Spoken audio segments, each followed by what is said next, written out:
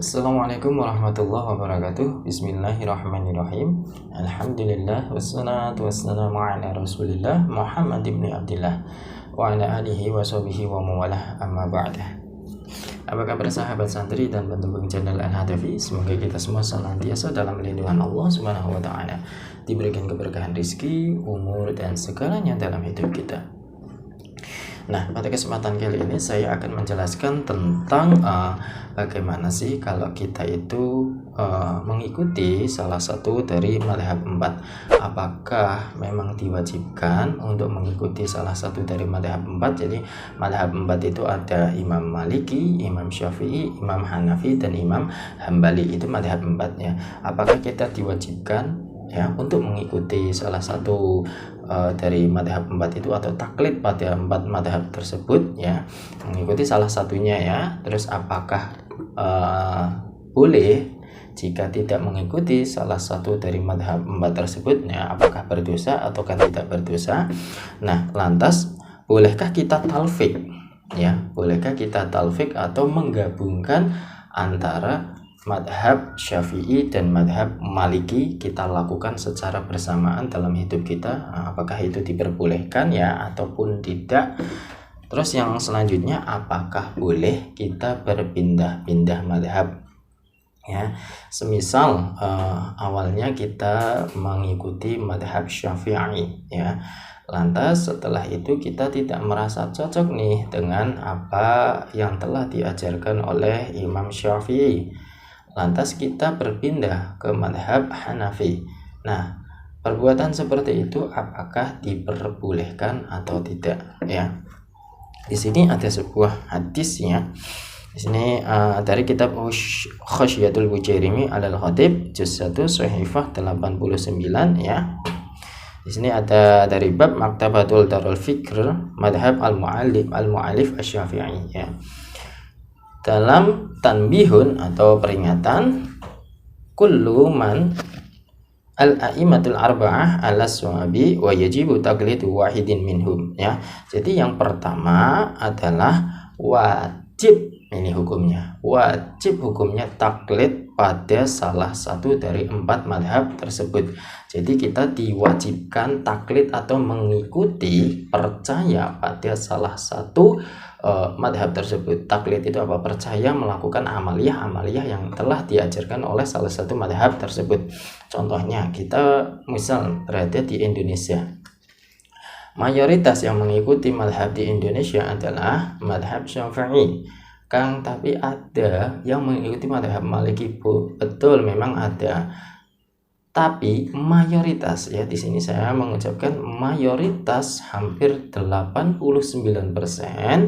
itu masyarakat di Indonesia mengikuti atau taklid pada madhab Syafi'i. Nah, di sini disebutkan wajibu taklidun wahidun minhum. Jadi kita harus wajib taklid mengikuti pada salah satu madhab tersebut. Jadi kalau kita itu sudah mengikuti madhab Syafi'i, sudah cukup, kita sudah diwajibkan mengikuti madhab Syafi'i, wala yajuzu taqlidan ghairuhum fi ifta'i au qada'i, Nah, yang selanjutnya adalah menurut al-madhab, menurut al-madhab tidak boleh mengamalkan pendapat yang lemah atau dhaif, dari 4 madhab tersebut, atau apakah memiliki qaul yang lemah, atau mungkin ada mungkin kita taklid pada selain 4 madhab tersebut, yang mana ternyata dari kita taklid tersebut ternyata itu adalah pendapat yang lemah, yaitu kita tidak diperbolehkan melakukan seperti itu, Jadi tidak dibolehkan mengamalkan pendapat yang paling lemah, Di sini juga ada sebuah perkataan dari Ibnu Hajar. Qala Ibnu Hajar, wala yajuzul amal bil dha'ifi fil madhhabi wa yamtani'ul al-talfiqi fi masa'alati. Nah, yang selanjutnya adalah perkara yang selanjutnya itu tidak boleh talfik. Apa sih talfik itu?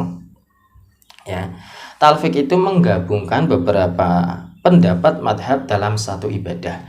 Jadi menggabungkan pendapat beberapa madhab, semisal ini menggabungkan pendapat madhab Syafi'i dan menggabungkan pendapat madhab Maliki, ya, itu yang dinamakan talfiq, ya. Talfiq itu menggabungkan suatu pendapat atau menggabungkan beberapa pendapat dari madhab 4 tadi, ya. Nah, jadi menggabungkan beberapa pendapat madhab dalam satu ibadah, semisalnya seperti seseorang hendak sholat, ya. Seseorang hendak sholat menurut katakanlah hendak sholat, syarat sholat itu agar sholat itu sah, apa yang harus kita lakukan? Syaratnya adalah kita harus melakukan wudhu dulu. Nah, menurut Imam Syafi'i ketika seseorang melakukan wudhu dan bersentuhan dengan lawan jenis, atau laki-laki bersentuhan dengan perempuan, atau sebaliknya perempuan bersentuhan dengan laki-laki, itu hukumnya sah mutlak, batal. Itu menurut Imam Syafi'i. Tetapi berbeda dengan pandangan atau pendapat dari Imam Maliki. Imam Maliki berpendapat bahwa seseorang yang sudah melakukan wudhu walaupun dia bersentuhan dengan lawan jenis itu tidak batal. Itu mayoritas ada di Arab Saudi, ya, itu madhab Maliki, ya. Nah, kenapa kok bisa adanya perbedaan? Ya, kita logika saja. Kalau andai kata madhab Maliki itu diterapkan di Indonesia, ya, ini kasihan orang-orang Indonesia yang melakukan haji ke Baitullah atau ke Makkah, ya. Nanti ketika tawaf itu kan pasti orang-orang satu dunia itu berkumpul dalam satu di situ, di masjid itu, atau di Masjidil Haram untuk melakukan tawaf mengelilingi Ka'bah. Nah, itu pasti kan ada bersentuhan dan harus suci. Nah, kalau kita tidak taklid pada Imam Maliki, itu tidak bisa, ya. Jadi tidak bisa. Jadi paling tidak ketika kita berada di negara yang mana negara itu mengikuti salah satu madhab, kita harus taklid pada madhab tersebut pada saat itu juga, ya. Karena kalau kita kekeh mengikuti pendapat atau taklid pada madhab kita, itu akan mempersulit diri kita sendiri, ya. Misal bersentuhan dengan orang lain, bersentuhan dengan lawan jenis, harus wudhu. Nah, sedangkan tempat wudhunya jauh, lantas nanti sudah selesai wudhu kembali lagi ke tempat tawaf, bersentuhan lagi, itu tidak akan selesai, ya. Nah, di sini talfiq yang mana contohnya adalah seseorang hendak melakukan sholat atau mungkin memegang anjing, ya, ya, karena mengikuti pendapat Imam Maliki, tetapi dalam masalah wudhu mengikuti pendapat madhab Syafi'i, ya, seperti itu. Jadi yang dinamakan talfiq itu, ya, dalam satu ibadahnya itu mengikuti dua madhab, itu tidak diperbolehkan, tidak boleh talfiq, ya.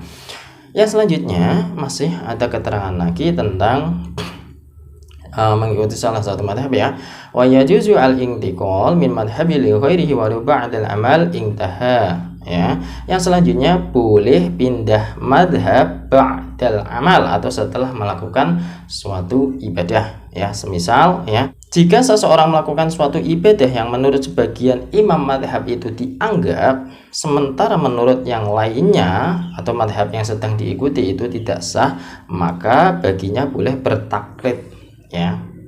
Bertaklid itu mempercayainya, ya, atau mengikuti, ya, pada imam lain yang mengatakan sah walau terjadinya taklid setelah menyelesaikan ibadah. Jadi itu ada suatu perbedaan pendapat, ya. Kita boleh pindah madhab ba'dal amal setelah melakukan suatu ibadah, tapi kita tidak boleh pindah madhab sebelum melakukan suatu ibadah, itu, ya. Jadi kesimpulannya adalah dari penjelasan tadi, dari yang dijelaskan dalam kitab Khusyatul Bujairi ma'al Khatab juz 1 Shahifah 59, bahwa wajib taklid pada salah satu madhab, itu yang pertama. Yang kedua adalah menurut al-madhab itu tidak boleh mengamalkan pendapat yang paling lemah, ya. Dan yang ketiga adalah tidak boleh talfiq atau menggabungkan amaliyah madhab yang satu dengan yang lainnya, itu tidak boleh dalam satu ibadah. Yang selanjutnya boleh berpindah madhab ba'dal amal, atau setelah melakukan suatu ibadah tertentu, ya. Itu saja yang bisa saya sampaikan, semoga bisa bermanfaat dan semoga bisa menambah wawasan kita tentang mengikuti salah satu madhab. Wallahu muwaffiq ila aqwamit thoriq. Wassalamualaikum warahmatullahi wabarakatuh.